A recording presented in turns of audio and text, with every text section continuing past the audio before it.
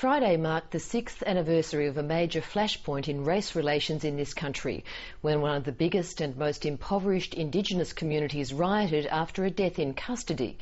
The ABC has obtained dramatic police footage from the 2004 Palm Island riot, which saw both the police station and the courthouse burned to the ground. The footage highlights police actions on that day and comes at a time when the Queensland Police Service's response to the death of Cameron Doomadgee is again under scrutiny. John Taylor reports from Brisbane. Wait up, mate, wait up. This is footage of the 2004 Palm Island riot that has never been on television before. It's video taken by police as the Aboriginal community rioted over a death in custody. There's the Palm Island Police Station, well on fire, well alight. They've given us 1 hour to get off the island. Spoken to the Assistant Commissioner Roy Wall, who has directed us that we are not to leave the island. We are not to leave the island. I think people who aren't Aboriginal will look at it and just be dumbfounded. They will wonder, why is this happening in a country that professes itself to be something better? The footage comes to light 6 years after the event and at a time when police handling of the death in custody is still under scrutiny. We live in a liberal society where police officers are lawfully entitled to use coercive force. There needs to be a robust system of accountability. In November 2004, Palm Island residents gathered for a town meeting. They were told the coroner's findings about how a drunk Cameron Doomadgee, arrested for swearing, died on a cell floor an hour later. We want this man in prison. It's cold-blood murder. This footage is from a TV news crew that was visiting the island. We don't under the act, we all young generation there, you mother. We're going back again. The crew fled as locals rioted. Demonstrations are just down there. A new video art piece shows that the police were also filming and increasingly getting worried.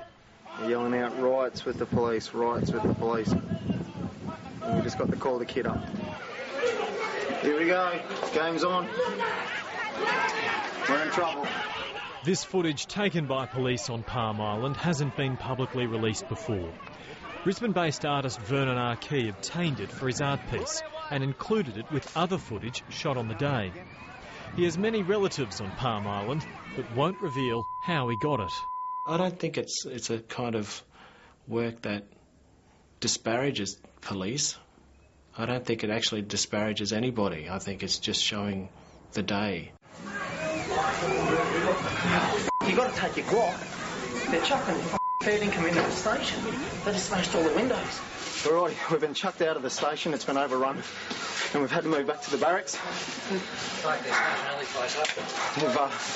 They've breached barracks, they've breached the station. Watch out! Mr Richardson's the boss, that he'll give instructions if you need to utilise your firearm. I know he's given instructions before, but be very careful with the firearm. It may be the case that we'll have to discharge a few rounds in the air to scare the shit out of these. I believe their professionalism and the way they conducted themselves, it is fortunate that nobody was killed or seriously injured because, as I said, they honestly believe they're about to die.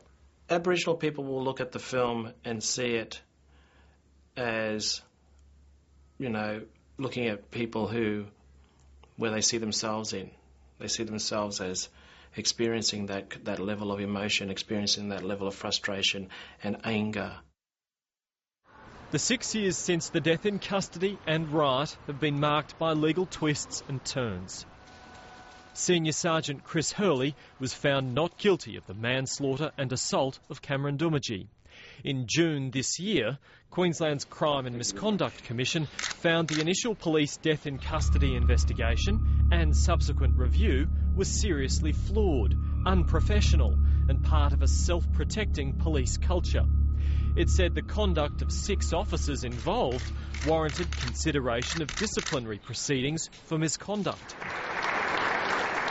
In August, Deputy Police Commissioner Kathy Reinders was called back from pre-retirement leave to decide the fate of the 6 officers. But 2 years ago, Kathy Reinders gave bravery awards relating to the Palm Island riot to 2 of the officers she's investigating. She's also chaired the committee that decided who should get an award. To the officers, it is hard for the average Australian to comprehend simply because you put your uniforms on and went to work that day. You lived through 3 hours that resulted in the loss of the police station, the courthouse, the police residence. Queensland's Police Commissioner says senior officers have regular contact with staff on a range of issues, favourable and otherwise. The Commissioner believes there is no impediment to the fair and appropriate consideration of this matter by Deputy Commissioner Reinders. Lawyer Andrew O'Brien represented Cameron Doomadgee's family and believes the appointment is inappropriate. You've got, on one hand, she's handing out bravery medals to the very police officers she's now called to investigate in circumstances where there are very serious allegations, and I just don't think she should be doing it if for no other reason that there might be a perception of bias. The Crime and Misconduct Commission told the 7:30 report it had no role in Ms Reinders' appointment. Obviously, the CMC indicated they wished the Commissioner of Police to further deal with it, and we took an injunction in the Supreme Court because of issues surrounding that. I believe she can make a fair and impartial decision. People are distressed. We are oppressed people. Please, we are oppressed people. 6 years have passed since the Palm Island riot, spurred on by the death in custody of Cameron Doomadgee. But it's an incident that continues to expose the fault lines of race, truth and policing in Queensland. In the day itself, it's a beautiful summer day. There's humidity in the air. It's very, very green. The sun is very, very yellow. And it looks like it could be some war-torn country in South America, but it's not. Headquarters house that was it's just burnt to a cinder. That report from John Taylor.